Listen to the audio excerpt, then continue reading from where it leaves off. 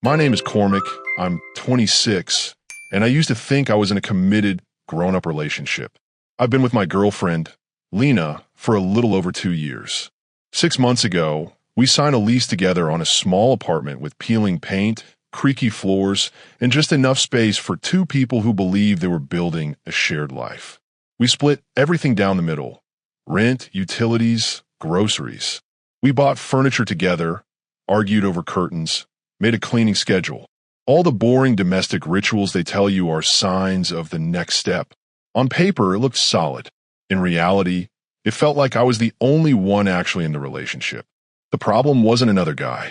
It wasn't cheating or money or some big dramatic betrayal. If anything, it was the opposite. The problem was that Lena already had a primary relationship before me, and it wasn't with a person. It was with a group.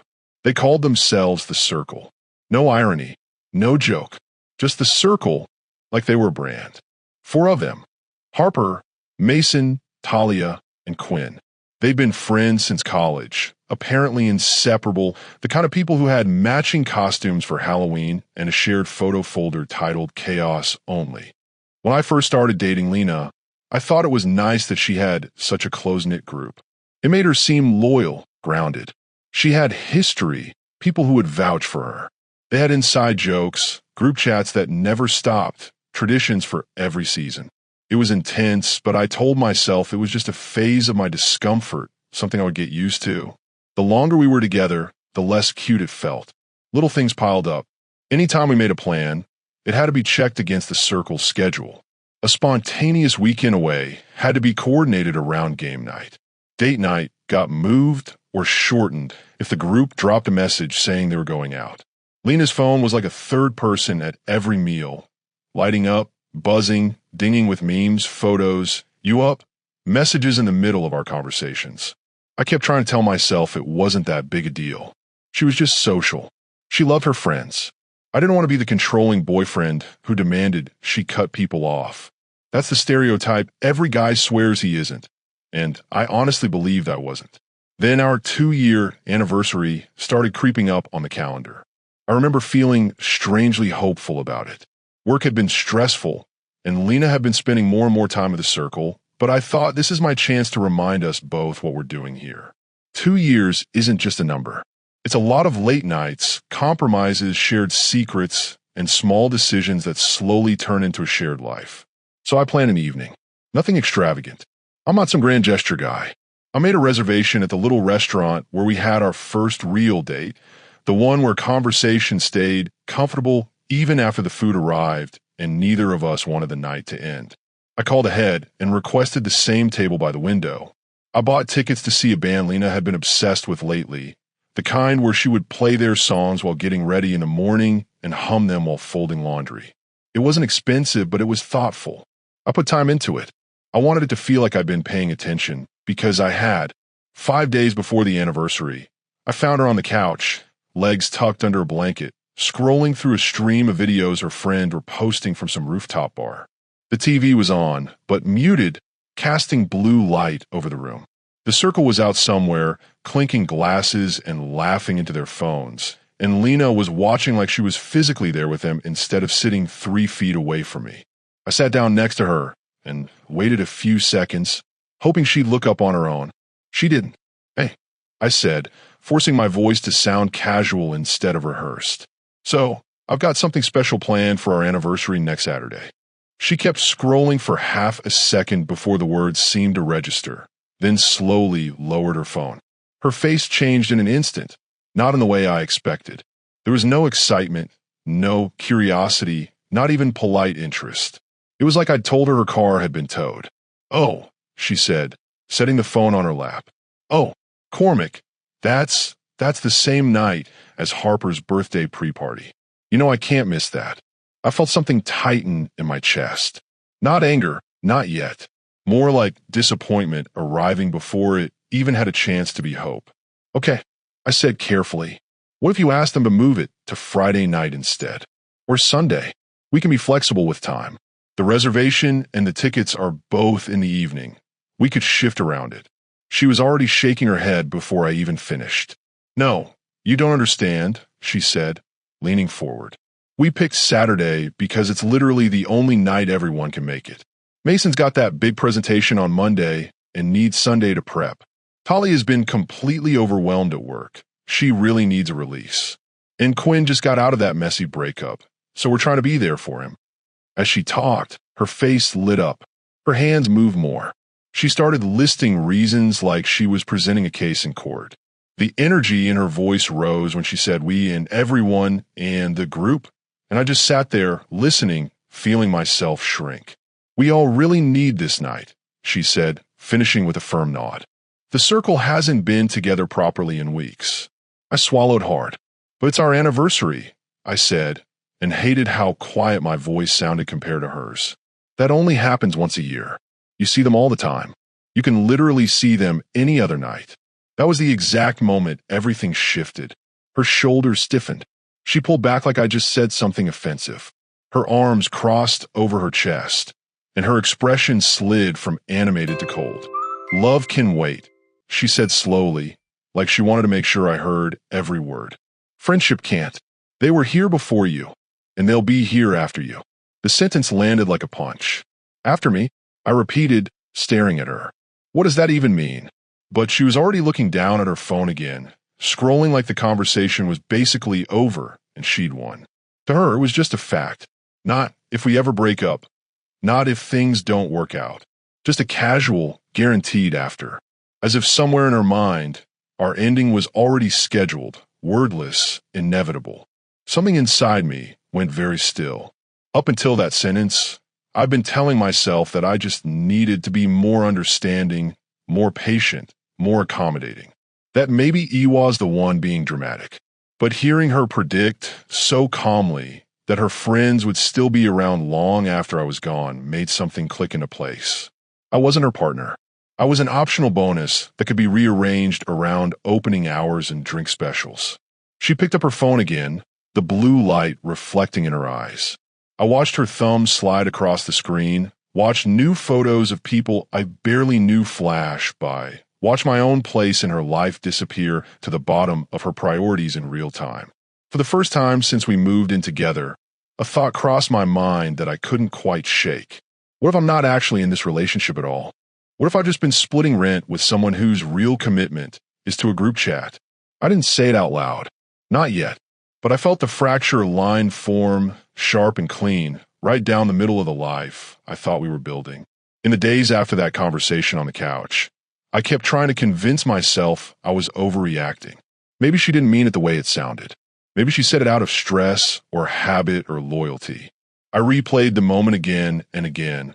Her crossed arms, her flat tone, the way she dismissed our anniversary like it was a minor scheduling conflict. I kept searching for another possible interpretation, something softer, something I could work with.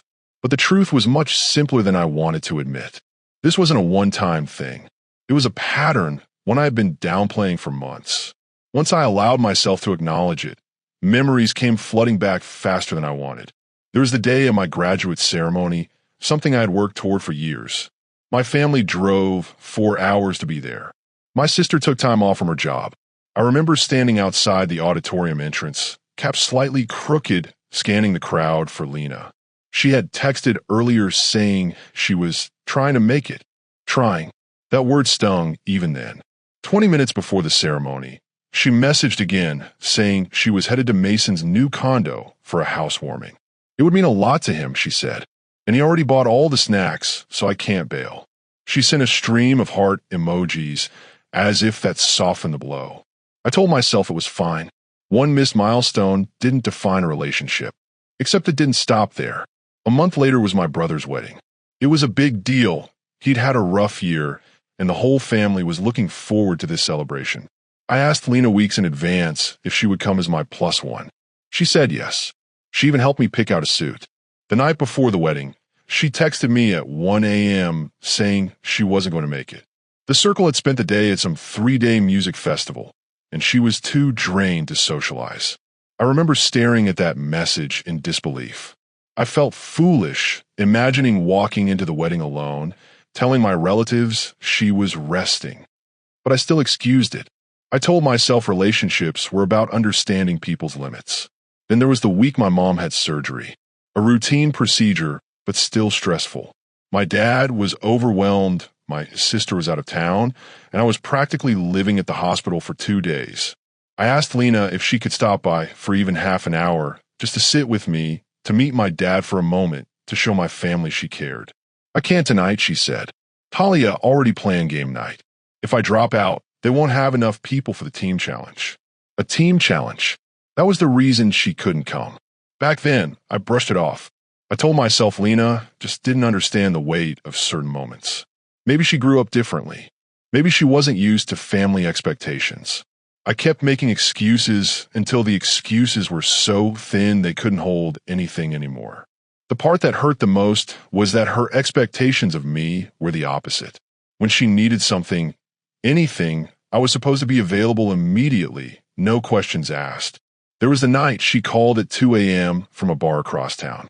She said Quinn had too much to drink and wasn't safe to drive, so I needed to come get them.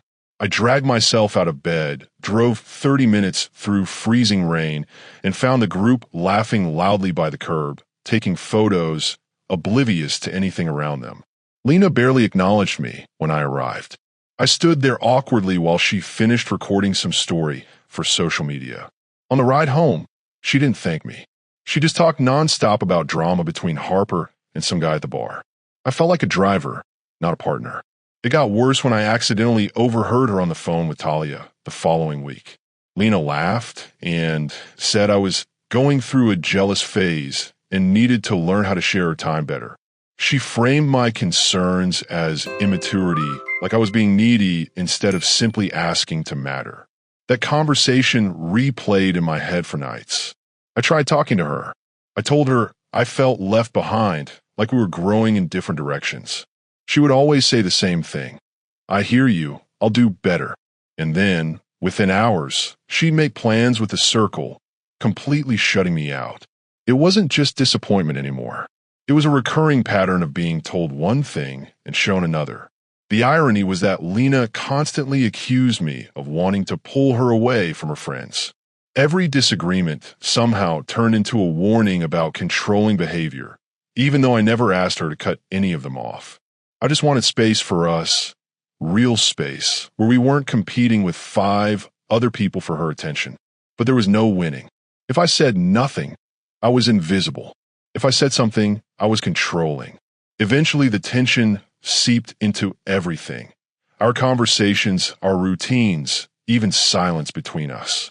The apartment started feeling like a place where I was visiting instead of living. One morning, after another evening where plans with me had been replaced with spontaneous drinks with a circle, I left for work and sat in my car in the parking lot for 10 extra minutes, staring at the steering wheel. The air felt heavy, like I was breathing through a layer of thick dust. That was the moment I realized I couldn't keep pretending everything was fine. If I stayed, I would become a quieter version of myself, someone who learned to never expect anything, someone grateful for scraps of attention. And that terrified me more than the idea of being alone. So I did something small but decisive. I opened a rental website during my lunch break. Scrolling through apartment listings felt surreal, like I was cheating on the future I thought I was building. But at the same time, there was a strange sense of relief bubbling underneath the guilt. I wasn't ready to leave, not yet. But for the first time, I could picture a life that wasn't shaped around Lena's group calendar. I didn't know it then, but that moment, that quiet, exhausted moment in my car, was the beginning of the end. It was the first time I let myself imagine a different life, one where I wasn't automatically coming in 6th place. The week leading up to our anniversary felt like walking through fog, thick, quiet, and heavy enough that every movement felt slow. I knew I should have confronted Lena again, pushed harder, insisted that our relationship deserved at least one evening of undivided attention. But something inside me had already begun to detach, like I was watching my own life from a small distance. Meanwhile, Lena drifted through the days with her usual energy whenever she was talking about the circle and a kind of disinterest whenever she was with me. She talked nonstop about Harper's birthday pre-party, coordinating outfits, playlists, ride shares, even a group entrance moment they wanted to choreograph. Every time she brought it up, It was like she was twisting the knife a little further without even realizing it. 2 nights before our anniversary, the anniversary she'd effectively canceled, she stayed up until 2 a.m. on a video call with the group planning the decorations. I lay in bed staring at the ceiling, listening to her laugh in the living room. She didn't once check on me, didn't seem to notice I hadn't said goodnight. By the next morning, something had settled in my chest. A quiet kind of clarity, not anger, not sadness, just acceptance. I spent my lunch break that day filling out the rental application for a one-bedroom apartment I'd found online, a plain place with a small balcony and no shared walls. It wasn't charming, but it felt like air. I hovered over the submit button for almost 5 full minutes before finally clicking it. A strange lightness washed over me afterward, the kind you get after holding your breath for too long. When I got home that evening, Lena was on the couch again, practically glowing as she scrolled through a group chat full of animated stickers and voice notes. She didn't look up when I walked in, didn't ask how my day was, didn't notice I sat on the far end of the sofa instead of beside her. Maybe she did notice and didn't care. I'm not sure which hurt more. The next 48 hours passed in a blur. Moments floated by with an eerie stillness. Her laughing in the kitchen with Talia on speakerphone. Me quietly closing the bedroom door. Her trying on outfits for the pre-party. Me watching from the doorway, pretending to admire the choices. Her dancing around the living room while making plans with the group. Me packing a box of books in the closet when she wasn't looking. I already knew I was leaving. I just didn't know how to tell her yet. Then the morning of our anniversary arrived. The reservation I'd made weeks ago still existed somewhere in my email. The tickets to the show sat folded inside an envelope on my nightstand. Lena didn't mention the date once. She woke up around 10, stretched, immediately reached for her phone, and started messaging the circle about logistics for the night. I looked at her standing there in the sunlight, humming along to a song from her playlist, and realized the version of Lena I had fallen for. The one who used to hold my hand in grocery stores and surprise me with coffee on long work days, had slowly become overshadowed by someone I could barely recognize. Someone who looked at me like a placeholder. That was the moment I knew I needed to stop delaying the inevitable. The following day, I got an email approving my rental application. I reread it twice, feeling both relieved and terrified. The decision was made. I just had to carry it out. I spent the next week moving quietly, one small box at a time. I took my clothes first, then my books, then my gaming setup. Lena barely noticed things missing because she spent most nights out with the circle. If she wasn't out, she was on calls with them or planning their next gathering. It was like the universe had cleared the schedule for me. By Thursday evening, I had moved nearly everything I owned except a few essentials. I was in our bedroom, folding the last stack of shirts into a duffel bag, when I heard the front door slam. Her voice cut through the apartment like a sudden alarm. "Cormac? Cormac, where are you?" I closed my eyes and exhaled. The moment had finally come. She appeared in the doorway, breathless, her makeup slightly smudged from the wind outside. Her eyes scanned the room, darting from the empty shelves to the half-packed bag on the bed. "What is happening?" she demanded. "Where's all your stuff?" Her voice cracked on the last word, and for a second, I felt a flicker of guilt. Not regret, just the weight of knowing that no matter how justified I felt, this was still going to hurt her. I handed her the letter I'd written earlier that day. It wasn't dramatic. It was honest. It said I needed to feel like I mattered, that relationships require priority and care, that I couldn't keep feeling like an accessory to a group chat. She read it once quickly, eyes scanning like she was searching for some hidden meaning, then read it again much slower. When she finally looked up, her expression was a mix of disbelief and wounded pride. "You're seriously leaving because I have friends?" she said, voice rising. "Because I won't abandon the people who have been here for me for years." "It's not about your friends," I said quietly. "Then what is it about?" she snapped, waving the letter. "Because this sounds like a demand for me to choose." "I want you to care about me too," I said. "I want to feel like our relationship matters." She stared at me like I'd asked her to uproot her entire life. "Of course you matter, but I can't rearrange my entire world every time you want attention." Something inside me tightened. "Lena," I said, "I asked for one evening. Our anniversary. And I explained why that night was important. She shot back. More important than us? She froze. I could tell she hadn't meant to say the quiet part out loud. We argued for 20 more minutes, going in circles so familiar I felt dizzy. Nothing changed. Nothing landed. She saw me as unreasonable. I saw her as unreachable. Finally, I lifted my hands in surrender. I'm done, Lena. Done arguing or done with us? Both. The silence that followed was the loudest I'd ever heard in that apartment. And then everything shattered. She began crying, pacing, pleading, accusing, cycling through emotions so quickly it felt like standing in the eye of a storm. But even in her panic, every example she listed, every memory she brought up, somehow led back to her friends. Even in the moment she was losing me, I wasn't the center of her attention. I left my key on the counter and walked out. I didn't know what came next, but I knew this. I couldn't stay in a life where I was always the last consideration. That night, for the first time in months, I felt a strange, unfamiliar feeling wash over me. Relief. I moved into my new apartment on a quiet Friday morning. It wasn't much. White walls, an old heater that clicked whenever it turned on, a balcony that overlooked a parking lot instead of skyline. But the moment I set down my boxes and closed the door behind me, the silence felt different. It wasn't the cold, hollow quiet of the apartment I'd shared with Lena. It was a silence that belonged to me. For the first time in months, I could breathe without feeling like I was competing with group notifications. The first 24 hours were a strange blend of freedom and guilt. I kept expecting my phone to light up with messages from Lena, but it stayed still. I shouldn't have been surprised. The Circle had an all-day hiking trip planned that Saturday. My absence probably hadn't registered yet. That realization hurt more than I wanted it to. But by Sunday morning, everything changed. My phone buzzed at 8:17 a.m., pulling me out of sleep.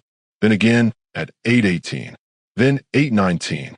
Call after call, vibration after vibration, until the phone practically skittered across the nightstand. At first, I thought something terrible had happened.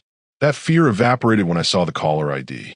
Lena, followed by Harper, then Mason, then Quinn, then numbers I didn't recognize. It was like someone had turned on a faucet and forgotten to shut it. I didn't answer. I wasn't ready. Maybe I was avoiding the emotional fallout. Maybe I wanted one full day of peace before the storm. Either way, I silenced the phone and went back to unpacking. But ignoring them wasn't as simple as I wanted it to be. The messages kept coming. Paragraphs, voice notes, missed calls stacked like dominoes. Lena's first text was emotional. Her second was angry. Her third was demanding. Her fourth was a long explanation of how misunderstood everything was. Her fifth said we owed it to our relationship to talk like adults. The Circle soon followed her lead. From Harper, you broke her heart without warning. You owe her a conversation. From Mason, Cormac, this is immature.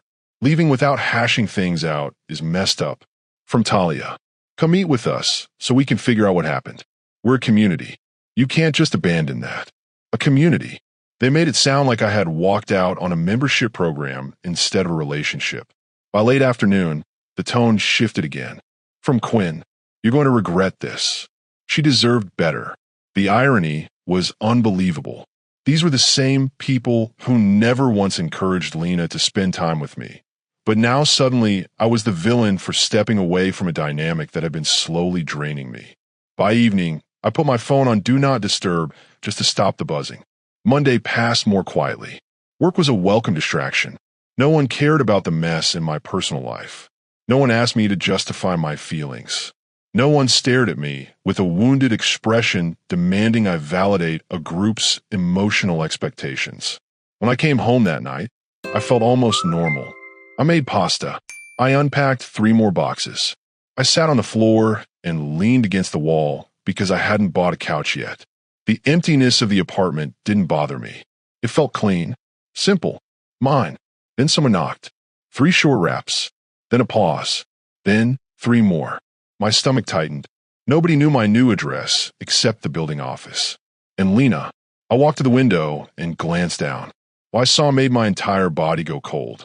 Lena stood on the sidewalk outside the entrance. And behind her, arranged in a loose semicircle like some bizarre formation, were Harper, Mason, Talia, and Quinn.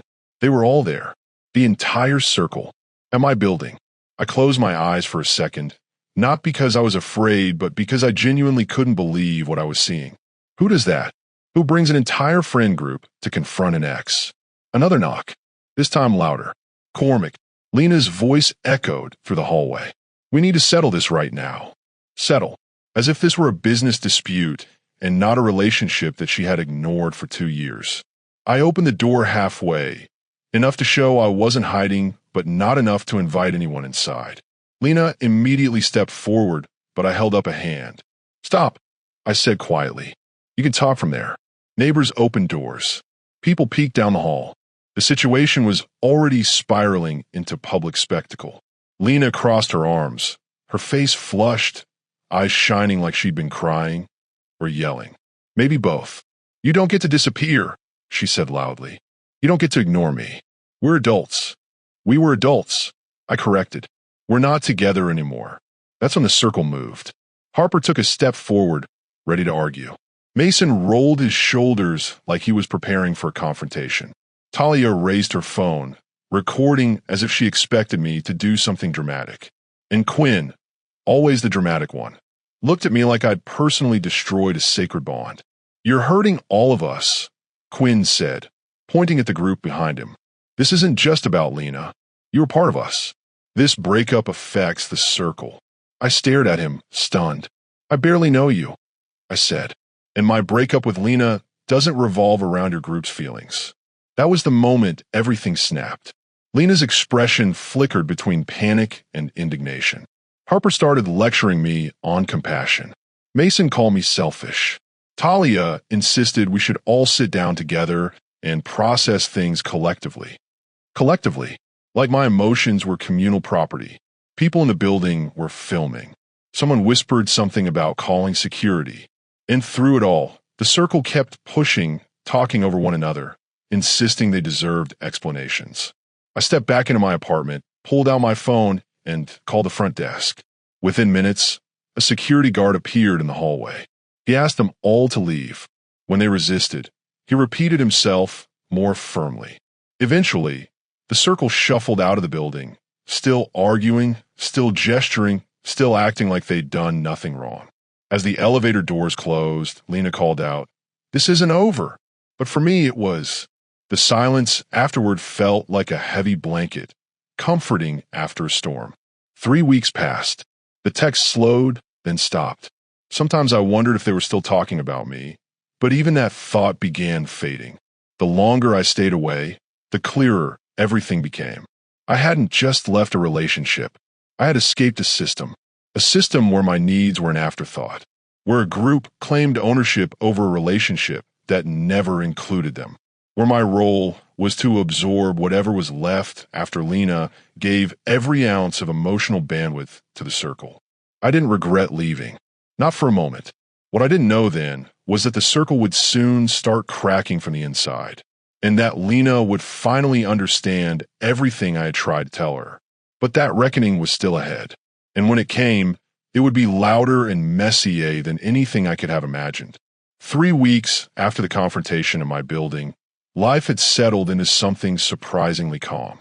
My new apartment, bare walls, mismatched furniture, the lingering smell of cardboard, felt more like home than anywhere I had lived in years. Nothing about Lena or the circle was part of my daily routine anymore, and that alone made everything feel lighter, quieter, breathable. My job kept me busy, and for the first time in a long time, my weekends weren't predetermined by someone else's social calendar. I grabbed dinner with coworkers without asking anyone's permission. I reconnected with friends I hadn't seen in months, people who remembered what one-on-one conversations were supposed to feel like. I stayed up late watching movies no one else cared about, cooked meals that actually tasted good, sat on the balcony with music playing softly in the background. It was astonishing how much time I actually had when I wasn't orbiting an entire friend group. It was during one of those relaxed nights, sitting on the balcony with a beer in hand, that my friend Jay called. He worked with Mason occasionally and had picked up bits and pieces of news. "Dude," he said, "the The circle is basically melting down. I raised an eyebrow. Already. Oh yeah, the foundation's cracking. And apparently your name keeps coming up. I wasn't sure how to feel about that. Flattered? Annoyed? Disappointed that Lena still hadn't moved on? Probably a strange cocktail of all three. Jake explained everything like he was giving me a weather report during a storm. First, Mason had gotten engaged to a woman named Nora who had zero interest in group theatrics. With her influence, Mason started declining hangouts. He preferred quiet dinners, early nights, structured weekends. He and Nora were planning a visit to her parents the same weekend the circle wanted to take their annual beach trip. Lena apparently lost her composure. She told him he was pulling a Cormac, Jake said, laughing, like prioritizing his own relationship was some kind of contagious condition. Next was Harper, who received a job offer in Seattle, something she'd been wanting for years. But Lena didn't react with happiness. Instead, she accused Harper of abandoning the circle for personal ambition. Harper moved anyway. Then came Talia and Quinn, who had apparently slipped into a low-key romance that had been simmering quietly for months. Instead of being supportive, Lena spiraled. She claimed their relationship would ruin the group dynamic. She warned them that getting together would create sides. When Talia gently told Lena she needed space from the group's intensity, Lena called her disloyal. Piece by piece, the circle was dissolving, and Lena, for the first time, was the one being deprioritized. Jake continued. Word is she's been saying everyone is turning into you, like you started some sort of epidemic. It was surreal hearing that. All I ever wanted was a balanced relationship, private time, shared time, personal time. But somehow, I've become the symbol of everything Lena feared, change. It was odd how seeing the group drift apart made me feel, not vindicated exactly, but at peace. I had spent months feeling like the unreasonable one. Now, the same patterns were playing out without me in them. Still, I didn't let myself get too wrapped up in their unraveling. I focused on my own life, my own growth. And then something unexpected happened. I met Sarah. We crossed paths at a work mixer. She was friends with someone from HR, and we ended up talking for nearly an hour without even realizing it. She had a warm voice, calm energy, and a way of listening that made me feel seen rather than tolerated. She had her own group of friends, but she also valued genuine connections, one-on-one conversations, and emotional presence. After a couple of casual meetups, we had dinner. A simple Italian place with soft music and low lights. She didn't check her phone once, not even when it buzzed. She silenced it and returned her full attention to the conversation. That tiny gesture felt revolutionary. It reminded me that healthy relationships weren't supposed to feel like battles for relevance. They weren't competitions. They weren't games of who could demand more of someone's time. Being with her was easy, natural, no tension, no unspoken frustration, no sense that I needed to defend my right to exist in her life. I started smiling more, sleeping better. I stopped overthinking every silence or message. My shoulders relaxed in ways I didn't even know were possible. Then, one Tuesday afternoon, my phone buzzed with a name I hadn't seen directly since the apartment confrontation. Lena. The message was short. Hey, I know things ended badly. I've been thinking a lot. Maybe we could grab coffee and talk. I stared at the text for almost a full minute, unable to decide whether it made me sad or irritated. Maybe both. I didn't answer. It felt like stepping backward into a version of myself I'd worked hard to leave. The next day, she sent another. I know I made mistakes. I was young and overwhelmed and didn't understand how to balance everything. I'm learning now. I think we could fix things if we tried. Again, I didn't answer. Part of me wondered if her sudden reflection came from sincerity or convenience. Losing her support network all at once must have been destabilizing. But sincerity or not, I had no interest in revisiting a story that had already ended. Jake, naturally, found the whole thing entertaining. She heard you're doing well, he said, and that you're seeing someone new. Funny how timing works. He wasn't wrong. The timing was almost too perfect, but the truth was simpler. I had needed Lena to understand me while we were together. Not now. Not when everything else in her life was falling apart. The distance made everything clear. I didn't know her a reunion. I didn't know her a conversation. I didn't know her the emotional comfort she'd withheld from me for years. I thought that would be the end of it. I was wrong. 3 days later, the situation shifted again, this time face to face and in a way I couldn't avoid. It would be the moment that finally closed the chapter for good. 3 days after Lena's texts, the universe decided I wasn't done with this story yet. It happened on a Friday night. Sarah and I had gone to a small Italian place downtown, the kind with dim lights and brick walls that made you feel like you were tucked away from the rest of the world. We were halfway through dessert, split tiramisu, her idea, when a familiar voice drifted across the room. I didn't have to look to know. Lena. But it wasn't just her. Sitting with her were Quinn and Talia, the remnants of a group that once revolved around each other with the force of gravity. Harper was already in Seattle, starting her new life. Mason was visiting his fiancée's family. The circle wasn't a circle anymore, just scattered points with nothing left to connect them. Sarah followed my gaze. Is that your ex? I nodded once. She squeezed my hand, her expression soft. Do you want to leave? Before I could answer, Lena saw me. Her eyes widened, and for a second, she looked unsure, like she was debating whether she had the right to approach me or if the moment had already passed her by. But then she stood, said something quickly to her table, and made her way toward us. Sarah immediately picked up on the tension. I'll wait by the car, she whispered. Take your time if you need it. She kissed my cheek and walked outside with the kind of grace that comes from someone who isn't threatened by the past. I watched her go, grateful in a way that went straight to the center of my chest. Then it was just me and Lena. She stopped a few feet from the table. Hi, she said quietly. I don't want to interrupt, but could we talk for just a minute? I gestured for her to sit. She didn't. She stayed standing, hands clasped together like she wasn't sure what to do with them. She looked different, tired around the eyes, posture less rigid, like something in her had finally run out of energy. I know you didn't respond to my messages, she began, and I get why. You don't owe me anything. But I needed to say this face to face. I didn't say anything. Sometimes silence moves things along better than questions. She took a breath. You were right, she said. About everything. About balance. About priorities. About how a relationship is supposed to work. Her voice trembled slightly. I used to watch Adrian and Nora, she continued, and I didn't understand how he could put her first so naturally. And then I started noticing how everyone else was changing too. Their lives kept expanding. New careers, new relationships, new responsibilities, and I was still trying to keep everyone exactly the same. She paused, eyes glassy but not breaking. When Mason took a step back, I panicked. When Harper moved, I panicked.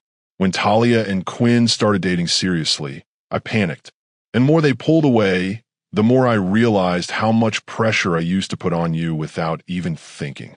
Her voice got even quieter. I didn't know how to have a relationship without fearing that it would take something away from my friendships. But that wasn't your fault. That was mine. I let her speak. I owed her that much. She swallowed hard. I wasn't fair to you, Cormac. I treated your needs like inconveniences. I made you feel like you had to compete for space in my life. And the worst part is, I didn't see it until you left. There was a long pause. Then, almost in a whisper, she added, You didn't deserve the way I treated you. And I'm sorry. Not the dramatic kind. Not the kind where I'm hoping for a certain reaction. I just needed you to hear that from me. She looked toward the door, where Sarah had exited moments before. She seems wonderful, Lena said softly. And I hope she sees how lucky she is. I nodded. She does. Another quiet moment passed between us. Not uncomfortable. Not tense. Just final. Then Lena inhaled slowly, like she was bracing herself. I'm not asking for another chance, she said. I'm not trying to undo anything. I just needed to say goodbye in a better way than the mess I created. It was the most self-aware thing I had ever heard her say. I stood. Thank you, I said simply. For the apology. For the honesty. She gave me a small, sad smile. Take care of yourself, Cormac. You too. She walked back to her table, gathered her things, said brief goodbyes to Quinn and Talia, and left the restaurant without looking back. It felt like a door had gently closed instead of slamming shut. And for the first time, I felt no anger, no resentment, just release. Weeks passed. Through Jake, I learned the circle had officially dissolved. People moved, people fell in love, people grew up. Life pulled them apart the way it eventually does when the foundation isn't built for adulthood. Lena tried to keep the group together, sending nostalgic messages, planning reunions, insisting things could be the same again. But the others had outgrown the dynamic. They weren't interested in living inside a social structure that demanded constant availability and emotional performance. Meanwhile, Sarah and I were building something new, steady, kind, and refreshingly quiet. She met my friends. They loved her.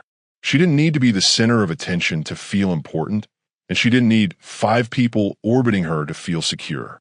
She wanted partnership, real partnership. One evening, as we planned a weekend trip together, I realized something so simple it almost startled me. Healthy relationships don't require you to shrink. They don't force you to negotiate for basic consideration. They don't make you feel like you're auditioning for a role in someone's life. They feel like space. Space to grow, space to breathe, space to simply exist without being overshadowed. I didn't wish anything bad for Lena. I genuinely hoped she would learn to build connections that didn't rely on controlling the emotional availability of everyone around her. Maybe she'd find someone who fit her rhythm better. Maybe she'd discover balance on her own. But that chapter wasn't mine to stay in. The door had closed, and for the first time in a long time, I was finally walking through one that opened towards something real. Thank you for listening to today's stories. If you enjoyed listening, please like and subscribe if you haven't done so already. Also, leave a comment below to share your thoughts on what happened. Take care.